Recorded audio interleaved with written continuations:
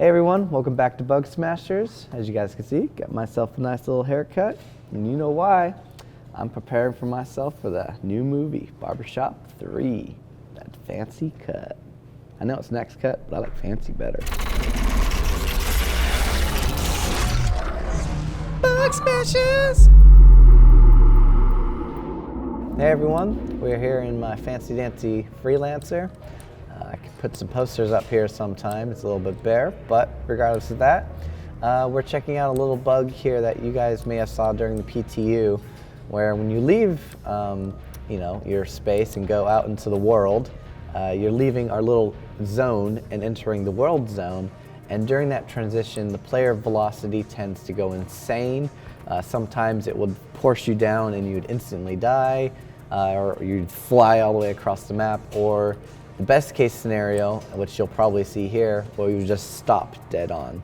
So I'm gonna hold down the W key, and as I exited, I just immediately stopped. I could keep flying now, but when I transition out, I stop, and then my velocity gets wonky, and then as you can see, I'm going a completely different direction. So, and if I fly back in, whee, the same thing will occur.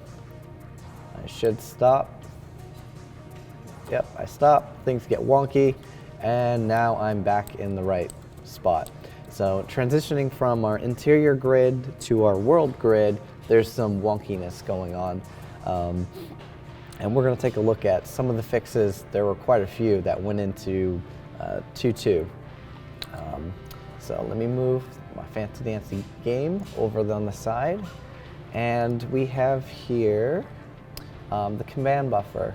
This is basically the area where all the joints get updated, and the skeleton, or the player skeleton of the bones, they get animated, they move around. And we also have this thing called the physics location, which is the point where basically this skeleton is. So the skeleton's here and all the bones move around.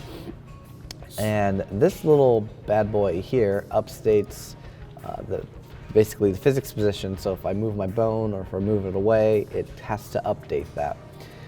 And unfortunately, this physics position could be in zone space or world space because you were transitioning to and from, and it doesn't handle that very well. So Ivo in the Frankfurt office, let me put back his code, did this little trick to make sure that the physics position in this part of the code is always in world space. Basically, if we have a owning entity, which will be usually the entity that this skeleton owns, like me, the player, we check to see what zone it's in, and if this bad boy right here, since the player is always in a zone, he's either in the world zone or the zone of the ship, it will get the transformation, and then we'll get the world space transformation. So if our physics position is in the zone, or if it's in the world space, it will make sure that we transform that to world space. So this bad boy will be like, all right, if you're in a zone, and doesn't matter where you are, we're gonna transform you into world space.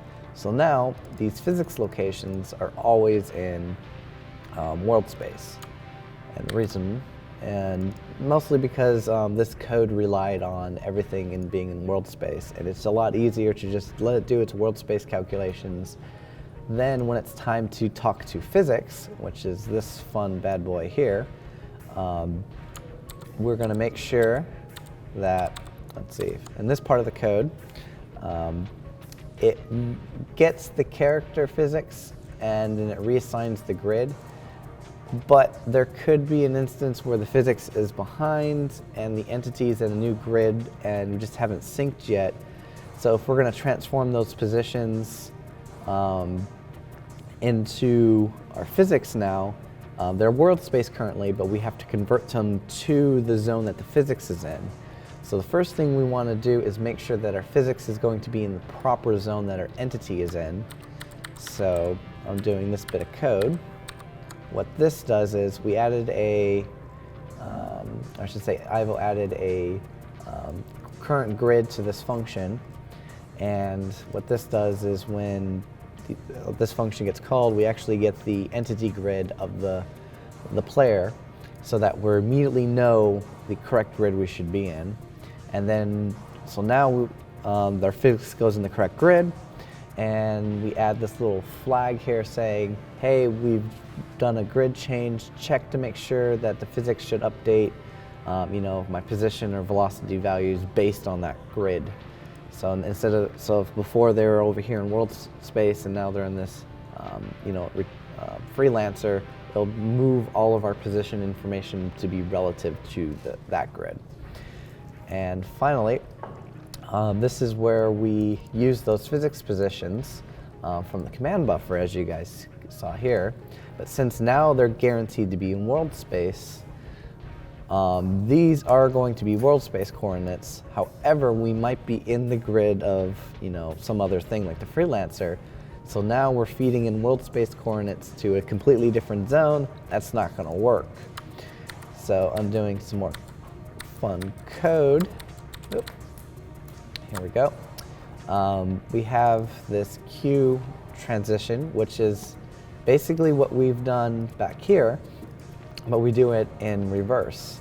So we get whatever zone we're in, we get the invertedness transformation, so that now we transform our world space difference into zone space, and then we divide it by time. We're basically getting our differences in our physics coordinates and applying that as velocity.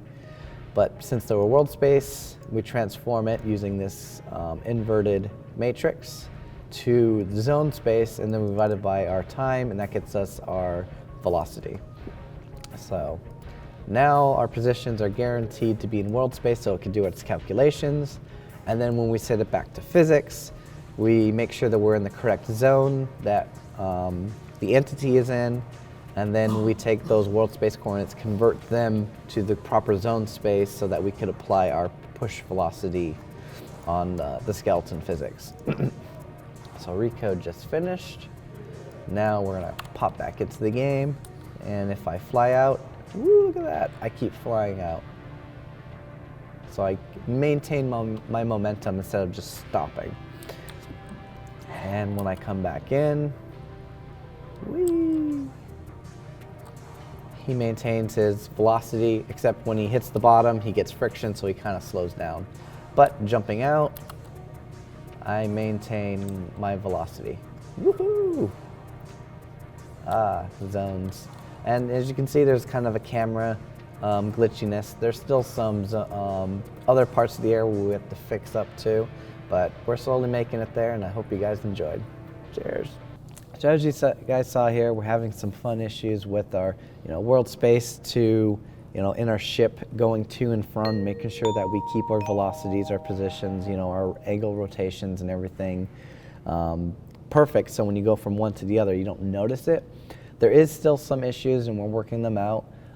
It's a difficult problem, especially when you have a zone within a zone within a zone, and you want to make sure that when you go through them, like you're in a Hornet, and you get out of, and then you're in a big ship and a big ship and a big ship, we have to make sure that those transformations all look and feel correct.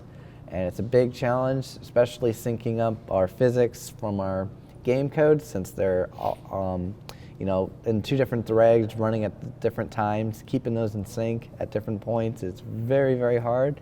But we got people in Frankfurt, UK, and even here working on it to make sure that your experience is better. And thanks to you guys for posting those bugs, especially when we had the PTU. They helped out quite tremendously. Hope you guys enjoyed, and I'll see you guys next time.